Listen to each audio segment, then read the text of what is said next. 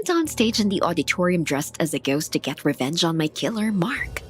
He was practicing on the piano that day. I touched his shoulder. "Why did you kill me?" He turned around and when he saw me, he fainted. What the hell was I supposed to do now? He didn't wake up. I didn't think it would end like this.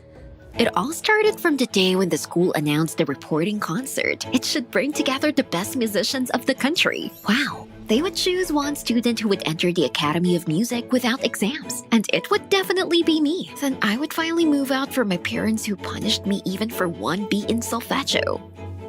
The only time they didn't yell at me was during my peanut allergy attacks. I even learned how to use it. It was a way to avoid punishment somehow. And always carried a couple of nuts with me just in case. The music teacher's voice distracted me. Meet the new guy, Mark. He's a brilliant pianist. What? What Mark? I turned around and saw a tall, curly-haired guy standing in front of me.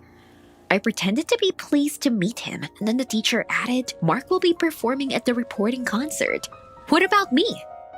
This new guy wanted to take my place? Then the teacher offered to solve everything honestly, prepare the performances, and tomorrow I will choose who will play at the concert, all day at school. I couldn't stop thinking about it. What would I tell my parents? They would blow me up. And so, when they came back to pick me up after school, I hesitantly said that there was another pianist in the class. And tomorrow, the teacher would choose which of us would go to the concert. But my parents shouted why a novice bypassed me so easily. It seemed to me that Dad even swung. Wait, it's not my fault. Something had to be done about it. And then I remembered that I had peanuts in my pocket, especially for such cases. I quickly swallowed the nut and in the same second, my face swelled up. My mom, in a panic, dragged me into the air. It worked. At that moment, Mark was passing by the parking lot. Heck. I didn't want that creep to see me like this. But this upstart just looked at us. He also ironically asked what was wrong with me. Mom replied that it was all because of the peanuts apparently. I had eaten something wrong at school. Mark snorted angrily and I just got in the car quickly. Don't laugh at me. At home, I spent the whole evening thinking about how to get around this creep at the concert, and by morning, I was determined. Mark had no chance. I would perform better, and I would go to the music academy for my crazy parents. I was walking down the school hallway when I heard Mark's voice from the staff room. He shyly asked to play with a notebook today, as he had not yet learned the notes. How pathetic he was. But suddenly I had an idea. If I stole his notebook, Mark wouldn't be able to play. I ran to the dressing room. Mark's briefcase and notebook were probably there. I slipped into the dressing room and looked around, but at the same moment, footsteps were heard outside the door. Damn it. Then Mark came into the dressing room. He looked at me incredulously and asked me what I was doing there, gritting my teeth. I lied about wanting to wish him luck. Mark shrugged and reached for the backpack in his locker. And at that moment, I hugged him. Mark, it's going to work. And while Mark was muttering in confusion, I definitely took the sheet music out of his backpack. Now let's look at your talent. I quickly went to the gym. I couldn't wait to see Mark disgrace himself. He sat down at the piano and started to look for his notebook in his backpack. But of course, he found nothing. This was hilarious. Then Mark got up and said he couldn't play tonight. And then he went backstage. Did I win so easily? My performance, of course, was flawless. The teacher congratulated me on my victory.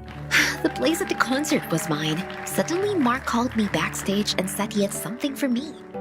A prize for the one who beat him in a fair fight. Unexpected. Mark immediately handed me a large chocolate cream cake. He said he wanted to please himself with it if he won. But now it was mine. The cake looked so delicious that I immediately took a bite, and in the same second, my face began to swell. Were there peanuts in there? How could you, Mark? It was getting dark in my eyes. This had never happened to me before. Apparently, there were too many nuts in the cakes. My legs gave way and the teacher immediately ran up to me. The last thing I heard was him saying that if I didn't get better, Mark would have to perform in my place. And I blacked out. I came to my senses in the hospital. My parents were standing next to my bed, furious. They scolded me for eating that stupid cake. I could forget about playing the piano in the near future. When my parents left the room, tears were already welling up in my eyes. Now they wouldn't take me to the academy, and I wouldn't move out of my parents' house. My slavery would be eternal. I had to somehow force this scoundrel to abandon the performance. I needed dirt. I immediately reached for the phone and studied Mark's Facebook page. He often reposted creepy ghost stories on his wall, so he believed in them. And so he was afraid of them. Stop. I could try to pretend that I died in the hospital after his trip with the cake. I would pretend to be a ghost. I would haunt Mark. And then I would tell him that if he wanted to live, he would have to give up performing. He didn't see any other way out, so I immediately rushed to the doctors. I tearfully asked them to let me out of the hospital. I really needed to play at the concert. The head doctor agreed, despite the fact that I still didn't look well. I promised that I would stay at home, but I immediately went to school, and in the first lesson, I snuck into the men's room. There I wrote in red lipstick on the mirror, "Mark, give up." After that, I hid and waited for Mark to come in here. I watched his reaction, but Mark just laughed. I needed another plan. Then I decided that I would really scare him. At night, I would climb into Mark's house in a ghost costume and shout that he had to give up the concert. Let him know that the ghosts didn't want to mess with him. So after school, I followed Mark to his house. The road seemed endless. How far away he lived, not like me. In 2 hours, we reached the poorest part of the city. Mark walked over to the house, which looked more like a barn. Did he live here? I couldn't believe it. As soon as Mark was inside, I peeked cautiously through the window. It was full of children in rags. And I complained about my folks. It looked like Mark's life was even worse. I was so eager to get a better look at the shack that I didn't notice when I stepped on a plastic bottle. There was a crunch. I hoped they didn't hear me. And then a man in the room became suspicious and said that he had heard about a thief who was in the area. It was Mark's father. He added that now he would have to stay up until morning and guard the house. Heck, I could imagine listening to my parents' reproaches for the rest of my life if I didn't go to the academy, and the chill ran down my spine. So I decided to go straight to the general rehearsal. Tomorrow, this was my last chance. In the morning, I powdered my face white and even ate a piece of peanut to get puffy again. Now I looked like a ghost. I hid behind the scenes and was waiting for Mark. Here he was, finally. It was now or never. I crept up behind him while he was busy playing. I even listened for a few seconds, but then I remembered why I had come. And I hissed, "Mark, why did you kill me?" As soon as he saw me, Mark turned white and fell to the floor. Panic gripped me as I knelt down and tried to bring him to his senses. "Wake up! I'm all right! I'm alive!" At that, Mark opened his eyes a crack and immediately jumped to his feet. How glad I was, but he only shouted, "Take your place, just don't come any closer," and ran out of the hall. In the morning, I immediately ran to the music teacher's office. I had just been discharged and I was ready to perform. The teacher was glad that I recovered so quickly because the concert was on the verge of failure. It turned out that Mark's parents took his documents from school last night. They were tired of spending money on such nonsense as music. The concert was his last chance to prove that Mark was worth something. But at the last moment, Mark refused to play.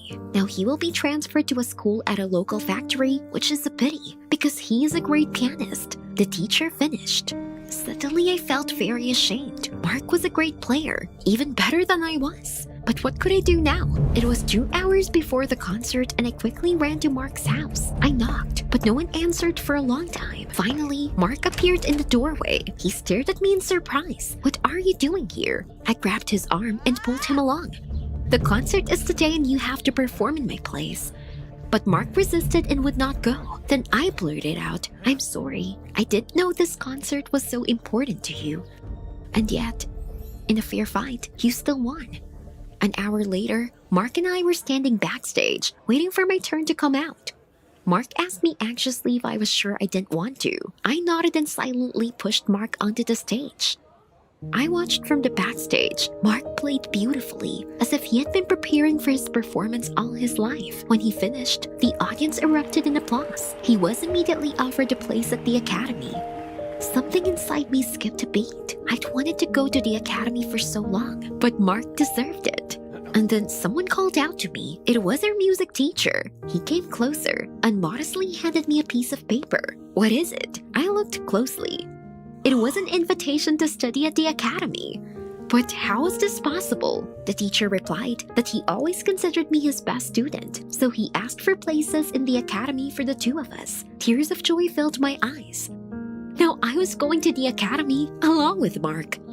I couldn't believe it. I kept trying to come up with some insidious plans, and it turned out that the main thing was to always remain human. And life would put everything in its place. I looked at Mark and suggested we celebrate our victory with something sweet. But no peanuts. He smiled back at me. Did you like the video? Subscribe and like it. Support the channel. Thank you.